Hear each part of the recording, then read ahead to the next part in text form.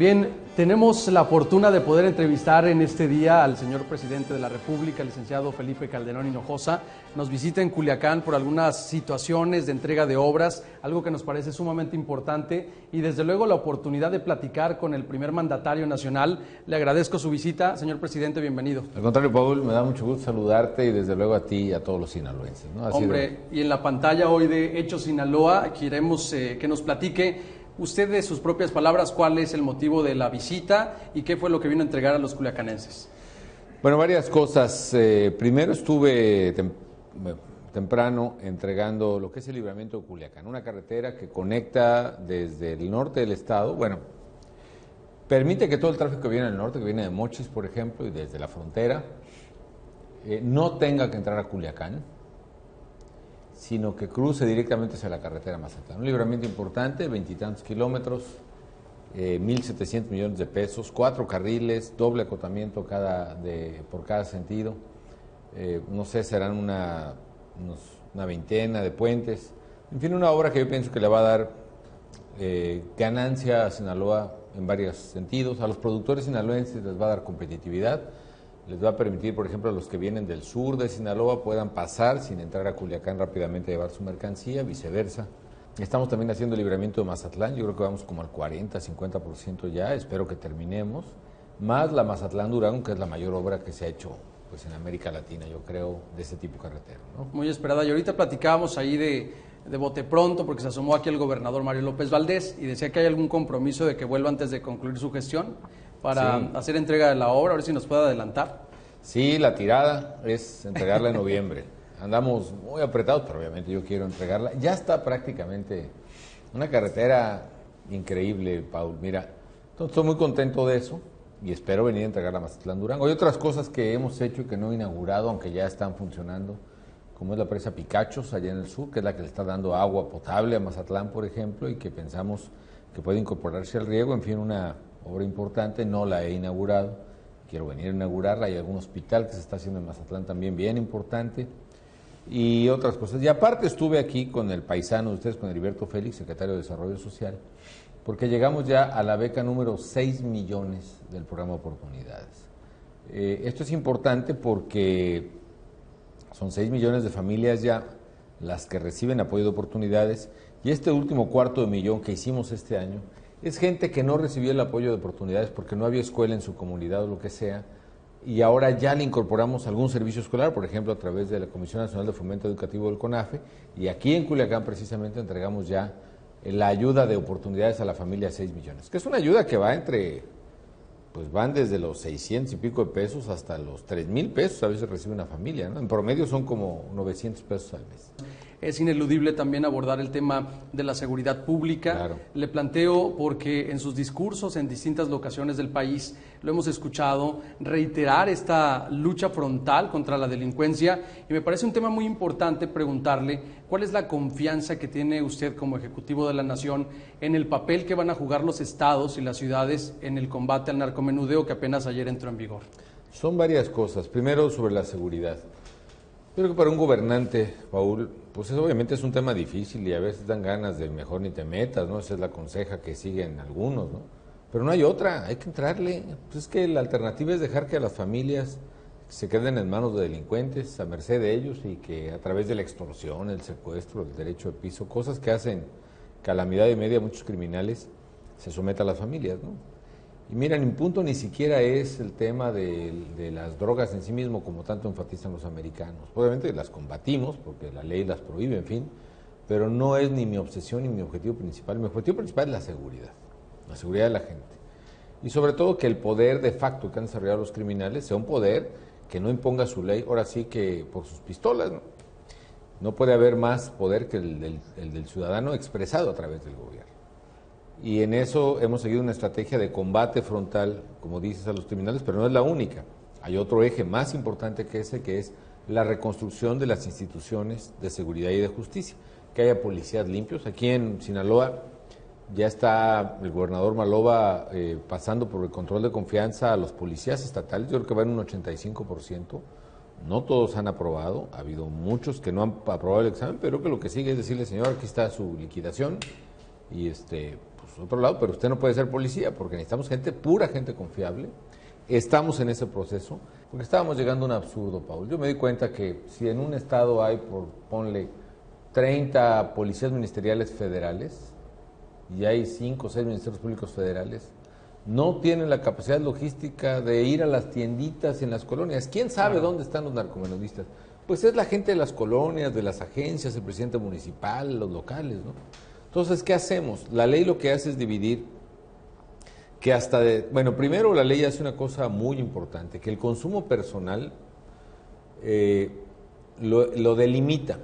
Antes, por ejemplo, la ley ya despenalizaba el consumo personal, solo que lo dejaba a criterio del Ministerio Público en la barandilla. Entonces llegaba alguien con un paquetón, ¿no?, de droga, y si el Ministerio Público tenía la facultad de considerar si era para consumo personal o no, pues se alivianaba a través de una módica suma y dejaba a la gente. No, ahora, si llega un muchacho pues con un cigarro de marihuana o con una grapa, digamos, de coca o lo que sea, pues lo que nos importa más bien es ver a ese muchacho no como un delincuente, sino como una persona que necesita atención. Un adicto. Y la ley obliga a la autoridad, en lugar de meterlo a la cárcel o ser extorsionado por las autoridades, a que se le canalice a un centro de atención, a pláticas de orientación, según sea la gravedad del caso.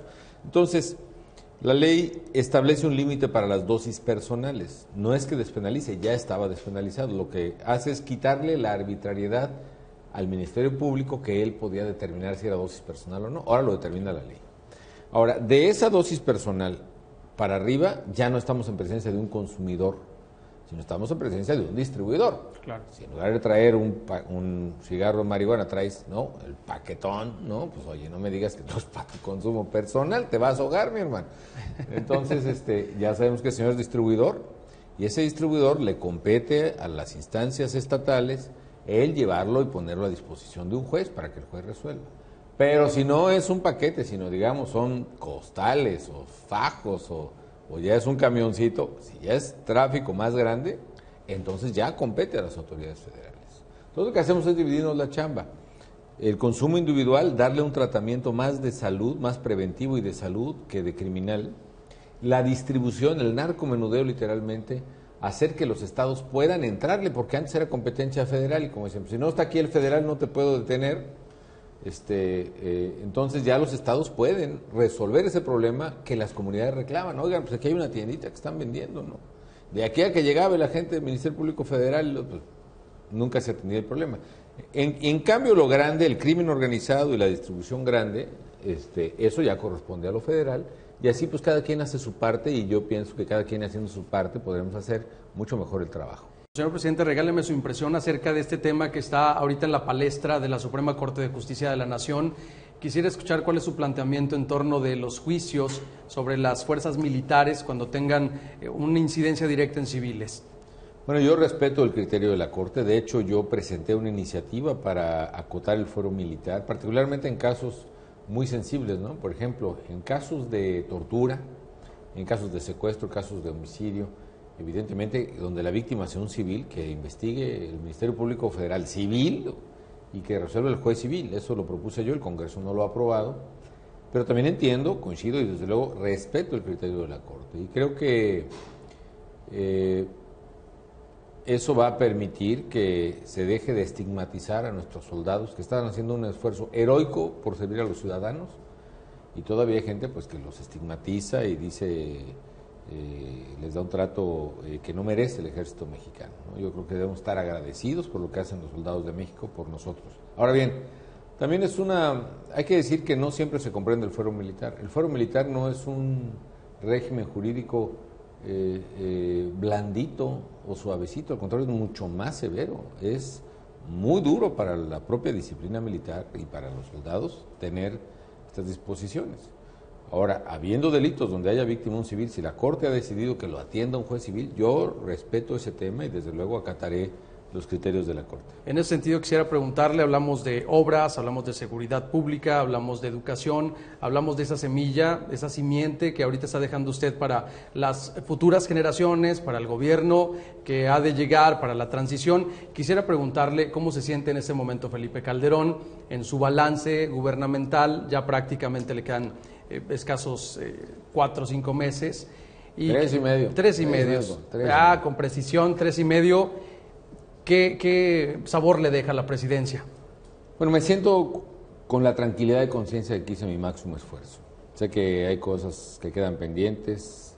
Sé que la gente ha sufrido mucho por este tema de la economía, que se nos vino abajo en la crisis de 2009, por el tema de las sequías, las heladas, la influenza, el tema de la inseguridad. Pero frente a todos esos problemas, pues le echamos todo el corazón y también todo el talento y la razonabilidad que Dios nos haya dado.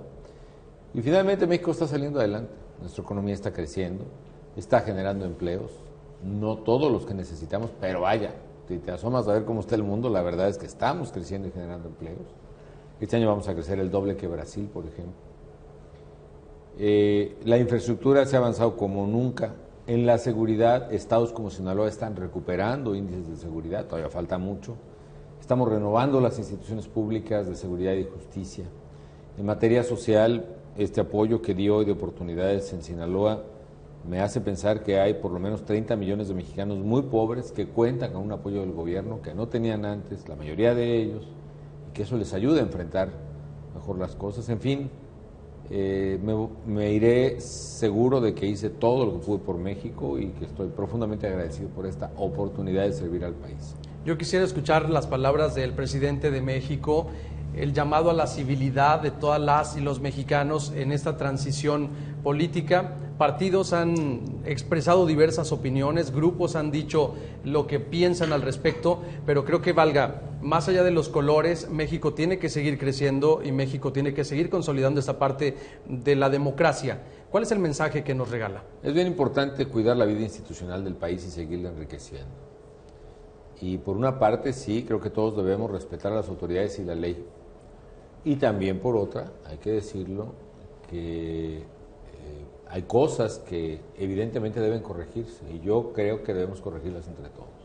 Concretamente nuestra democracia, yo creo, Paul, que tiene muchas cosas que corregirse, pero que la vía para hacerlo es la ley misma, es el Congreso, es la representación política, es precisamente mirar cómo podemos tener cada día mejores elecciones y mejores instituciones. Y si algo sale mal, o no queda la satisfacción de todos algún aspecto, vale la pena revisarlo, corregirlo e intentarlo hasta que estemos todos los mexicanos orgullosos y satisfechos de nuestra democracia.